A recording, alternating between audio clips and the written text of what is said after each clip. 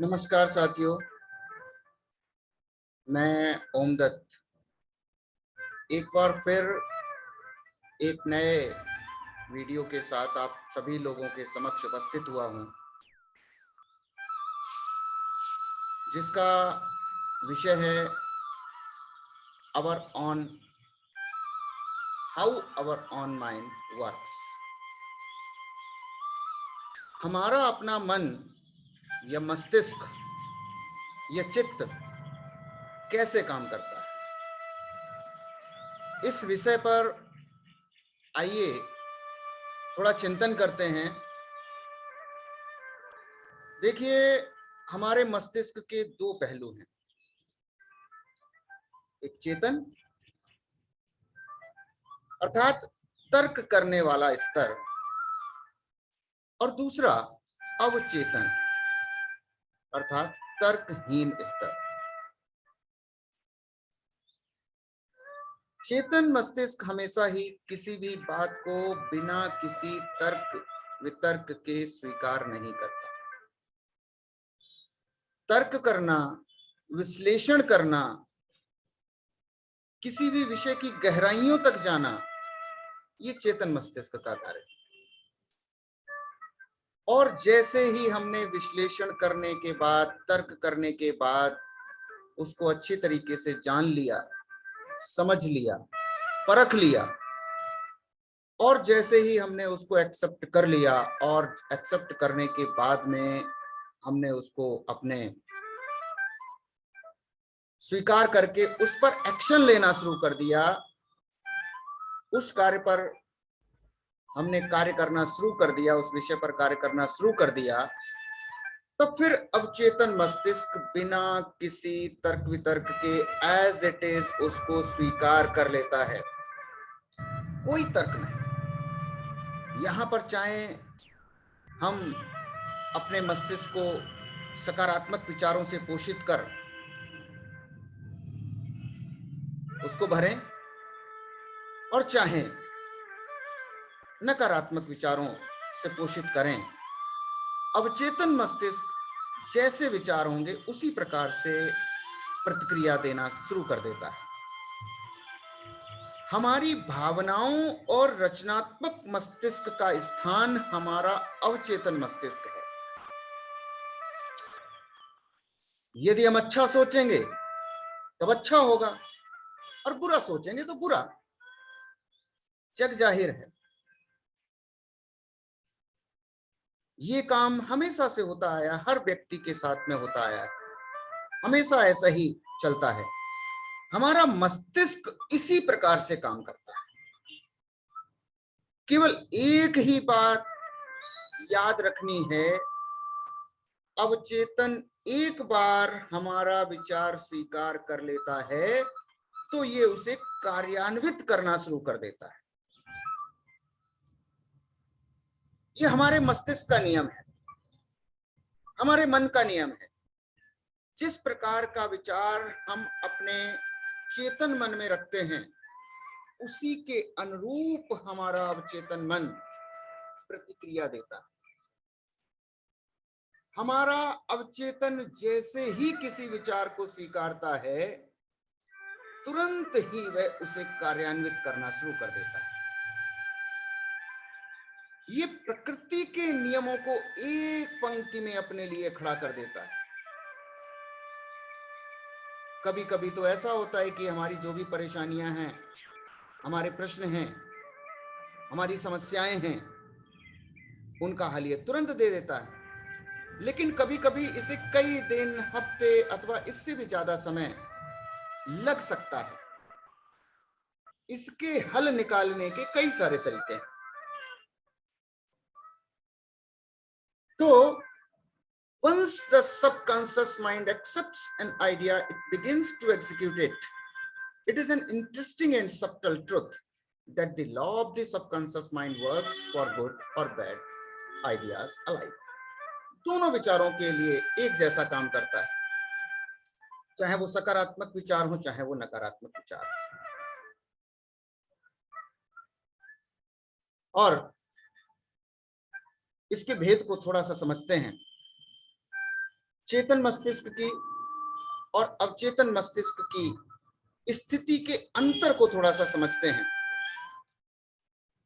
बस इसको समझते समय एक बात का ध्यान हमें ये रखना है कि ये दो मस्तिष्क नहीं, बल्कि एक ही मस्तिष्क की क्रियाशीलता के दो कार्य क्षेत्र हैं। हमारा चेतन मस्तिष्क तर्क करने वाला है, दूसरी ओर दिल का कार्य, पाचन क्रिया, प्रवाह, श्वसन प्रक्रिया, ये हमारे अवचेतन मस्तिष्क द्वारा निरंतर चलती रहती हैं।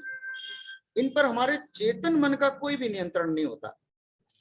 सांस लेने पर कहीं चेतन मन का नियंत्रण होता है? सांसें तो निरंतर आवागमन रूप से चलती रहती हैं। हृदय निर्बाध गति से धड़कता रहता है। हमारे सभी अंग अपनी अपनी प्रतिक्रिया अपने अनुसार देते हैं। ये सभी अवचेतन मस्तिष्क द्वारा संचालित होते हैं। हमारा अवचेतन मस्तिष्क वही चीज स्वीकार करता है जो इसको कहा जाता है या जिस पर हम अपनी समझ के अनुसार विश्वास कर लेते हैं, उसी के अनुसार काम करना शुरू कर देता है।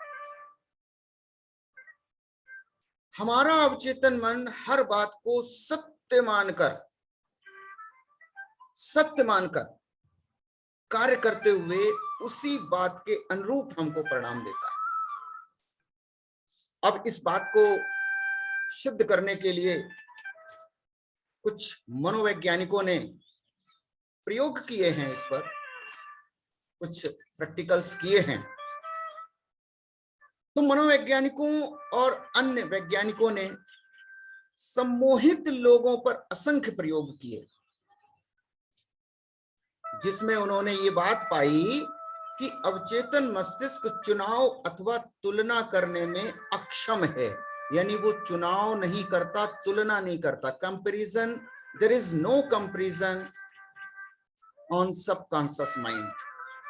सबकॉन्शियस माइंड में किसी प्रकार का कोई भी तुलनात्मक अध्ययन नहीं किया जाता, कोई भी विश्लेषणात्मक अध्ययन नहीं किया जाता है। वो उसे किसी चीज का चुनाव करने का जो है पावर नहीं है, जो किसी भी तर्कसंगत प्रक्रिया के लिए जरूरी होता है। ऐसा कई बार दिखाया गया है कि अवचेतन मस्तिष्क किसी भी सुझाव को स्वीकार कर लेता है, चाहे वह असत्य ही क्यों ना हो। जैसा कि पहले भी कहा गया है, एक बार किसी सुझाव को मानने पर यह दिए गए सुझाव की प्रकृति के अनुसार प्रतिक्रिया देना शुरू कर देता है। अवचेतन मस्तिष्क के सुझाव पर इस सुविधा को समझने के लिए यदि कोई अनुभवी व्यक्ति, सम्मोहन करने वाला व्यक्ति किसी सम्मोहित व्यक्ति को सुझाव देता है कि वो फला एक्टर है, वो एक विशेष प्रकार का कोई पशु है, कुत्ता है, बिल्ली है, भेड़ है, बकरी है, अगर उसको कह दिया जाए कि वो फला फला है, हमारे और आपके सामने इस प्रकार के अनुभव सामने आते हैं कि आपने किसी भी व्यक्ति को देखा और वो किसी एक एक्टर की तरीके से दिख रहा है। मान लेते हैं कि किसी को बोल दिया कि उसकी शारीरिक बनावट अमिताभ बच्चन की तरीके से है, और उसको आपने बोल दिया कि अरे तुम तो बिल्कुल ठीक अमिताभ बच्चन की तरीके से लग रहे हो। तो उसके हाव भाव, उसकी प्रतिक्रियाएं तुरंत ही वैसी की वैसी ही हो जाती हैं, जैसे अमिताभ बच्चन अपनी फिल्मों में एक्टिंग करते हैं, उसी प्रकार से वो बिहेव करना शुरू कर देता है। अगर किसी व्यक्ति को आपने मजाक मजाक में ये कह दिया, यार तुम तो कुत्ते की तरीके से व्यवहार करते हो, तो वो एकदम से अचानक से उसके अंदर उस तरीके के भाव जागृत होने लगेंगे, वैसी प्रतिक्रिया वो देने लगेगा। किसी को बोलो यार तुम बिल्ली की तरीके से बिहेव करते हो, वो एकदम से मियाऊ की आवाज निकालता है। ये सब क्या है? ये जैसा हम उस व्यक्ति को सम्मोहित कर देते हैं, ठीक उसी प्रकार से वो जो है नकल करना शुरू कर देता है, उसका व्यक्तित्व कुछ समय के लिए बदल जाता है। वह अपने उसी रूप पर विश्वास करता है जो उसे बताया गया।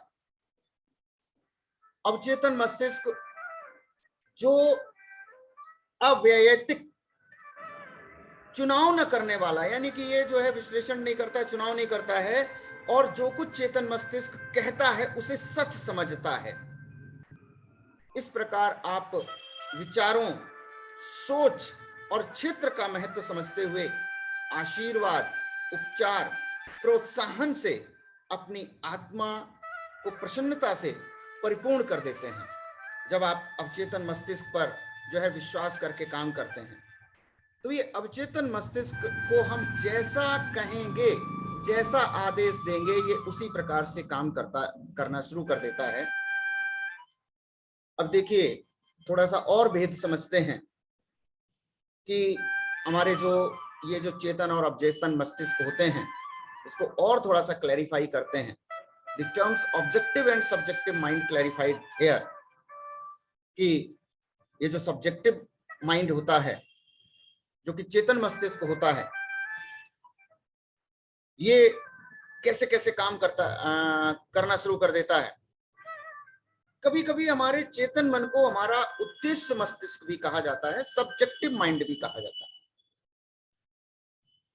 और क्यों कहा जाता है सब्जेक्टिव माइंड? क्योंकि ये बाहरी विषयों को देखता रहता है, ये बाहरी चीजों को देखता रहता है। उद्देश्य परक मस्तिष्क यानी कि सब्जेक्टिव माइंड जो है, ये विषय परक दुनिया का ज्ञान रखता है। और ठीक इसके विपरीत अक्सर हमारे अवचेतन मस्तिष्क को विषय परक मस्तिष्क यानी ऑब्जेक्टिव माइंड भी कहते हैं। और ये जो विषय परक मस्तिष्क हमारा होता है, ये अपने माहौल को, ये जो 5 इंद्रियां हैं, 5 इंद्रियों से बिल्कुल ही अलग रूप से पहचानता है। हमारा विषय परक मस्तिष्क अपने अंतर्ज्ञान से समझता है, अंतर्ज्ञान से समझता है।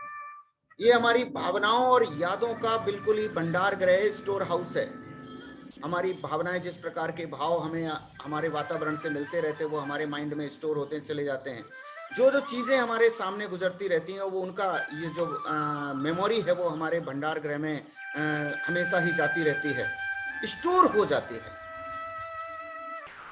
हमारा विषय परक मस्तिष्क सबसे उच्च स्तरीय कार्य तब करता है जब हमारी ये 5 इंद्रियां जो होती हैं, ये सक्रिय नहीं होती।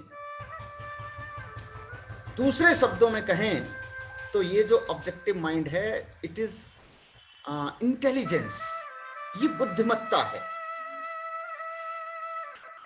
जो उस समय भी अपना कार्य करती रहती है जिस समय उद्देश्य मस्तिष्क निष्क्रिय अथवा सुप्त यानी सोया हुआ या मदहोश अवस्था में होता है। उस समय अवचेतन मस्तिष्क काम करता रहता है। हमारा विषय परक मस्तिष्क प्राकृतिक रूप से देखने वाले अंगों के बिना भी देखता रहता है। यानी जैसे हम आंखों से देखते हैं, कानों से सुनते हैं, मुंह से बोलते हैं, स्किन से अनुभव लेते हैं, इनके अलावा ये बिल्कुल ही अनुभव करता रहता है, इनके बिना अनुभव करता रहता है हमेशा। ये बात कह सकते हैं कि ये दिव्य दृष्टि है, ये दिव्य श्रोता है। हमारा विषय परक मस्तिष्क शरीर भी छोड़ सकता है, दूर देशों में भी जा सकता है, सही और सटीक प्रकृति की जानकारियां ला सकता है। अपने विषय परक मस्तिष्क के द्वारा हम दूसरों के मन को पढ़ सकते हैं। पढ़ते हैं ना साइकोलॉजिस्ट जो मनोवैज्ञानिक होते हैं, उसके सामने किसी व्यक्ति को बिठा दो, थोड़ी देर के बाद में उसके हाव भाव से उसके मन में कैसे विचार चल रहे हैं वो बताना शुरू कर देते हैं।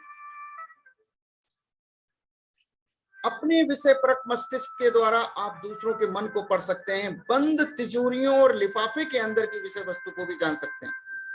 बहुत सारे लोग होते हैं जिन्होंने लिफाफा देखा कि इसमें किस प्रकार की चिट्ठी आई होगी, कैसी इसकी विषय वस्तु होगी, उसको जान लेते हैं। वो किससे संबंधित ये चिट्ठी मेरे पास में आई है, उसको समझ जाते हैं वो। हमारा विषय परक मस्तिष्क दूसरों के विचार को सामान्यतः उपयोग में लाए जाने वाले संचार व्यवस्था के बिना भी समझने की इच्छा जो है क्षमता रखता है। ये सबकॉन्शियस माइंड की ही पावर है कि हम दूसरे के भावों को समझ पाते हैं।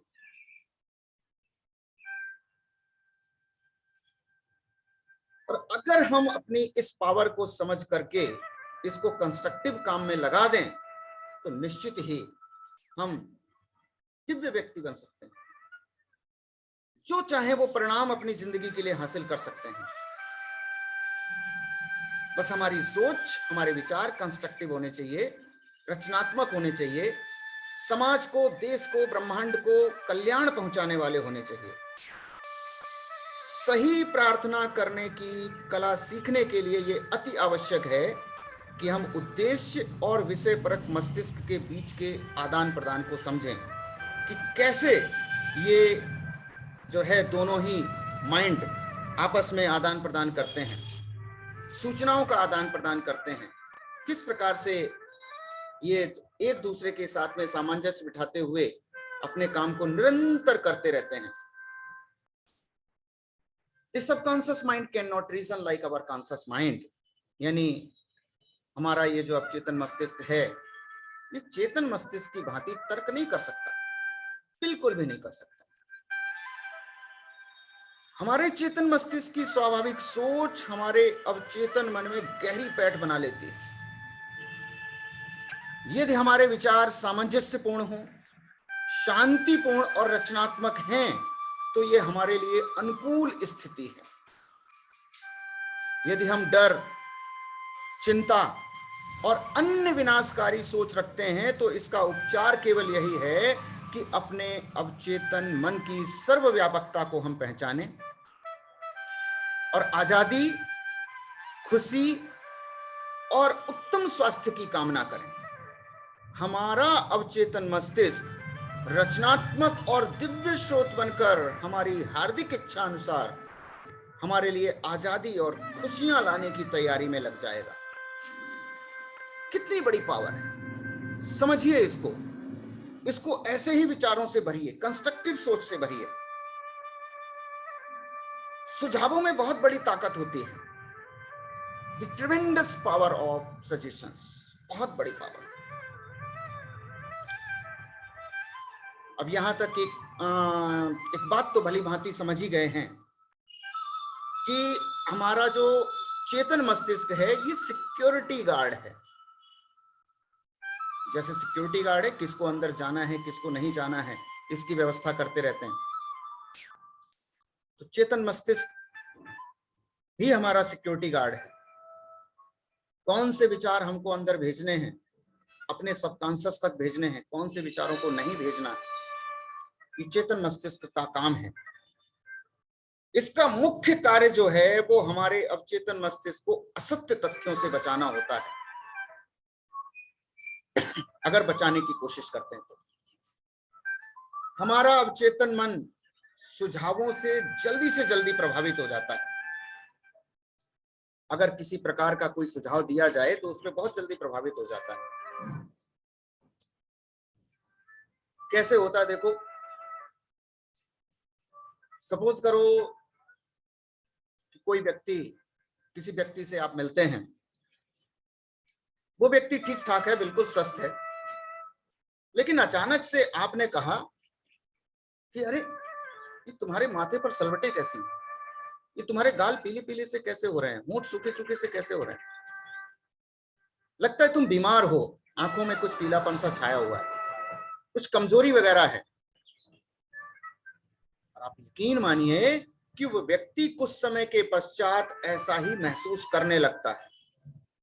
वो घर लौटता है, अपने चेहरे को आईने में देखता है, उसे महसूस होता है वो फिर वैसा ही जैसा उसे बताया गया था, जैसा किसी व्यक्ति ने उसको बोला था, उसको वैसा ही अपनी आंखों में सफेदी, अपने गालों में पीलापन, होंठ सूखे सूखे, ये सब कुछ दिखने लगते हैं। वो उसे अपना शरीर कमजोर महसूस होने लगता है। ये सब क्या है? ये सब जिस प्रकार का सुझाव बाहर से आपके मन में दिया गया और उस समय आपने उसकी बात को बड़े ध्यान पूर्वक सुना, चेतन मस्तिष्क ने उसको अंदर जाने दिया और अब चेतन मस्तिष्क ने स्वीकार करके उसको वैसे ही एक्शन के रूप में, वैसी ही प्रतिक्रिया के रूप में आपके सामने ला करके खड़ा कर दिया, ला करके रख दिया। तो ये जैसे सुझाव हमको मिलते हैं सामने से, अपने आसपास के वातावरण से, हमारा अवचेतन मस्तिष्क वैसी प्रतिक्रिया देता ही देता है, हमेशा देता है।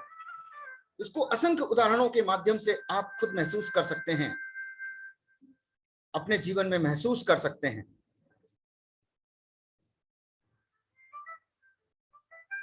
चिंतन कीजिए इस बात पर, विचार कीजिए इस बात पर, और अपने अवचेतन मस्तिष्क की इस चमत्कारिक कार्य शक्ति के बारे में समझने के लिए निरंतर मेरे साथ जुड़े रहिए, मेरे सभी वीडियोस को निरंतर देखते रहिए। ये वीडियो सुनने के लिए सभी लोगों का बहुत बहुत धन्यवाद। निवेदन यही करता हूं कि मेरे इन वीडियोस को आप देख करके यदि आपको लगता है कि वास्तव में ये बहुत ही विशेष चीज है, इसको मुझे और लोगों तक पहुंचाना चाहिए, तो अवश्य ही इसको शेयर कीजिए, लाइक कीजिए, चैनल को सब्सक्राइब कर लीजिए, दूसरे लोगों को सब्सक्राइब करवाइए, जिससे कि अधिकाधिक लोगों को अपने अवचेतन मस्तिष्क की चमत्कारिक शक्ति का लाभ प्राप्त हो सके। Thank you very much. मिलते हैं अगले वीडियो में। Tune in.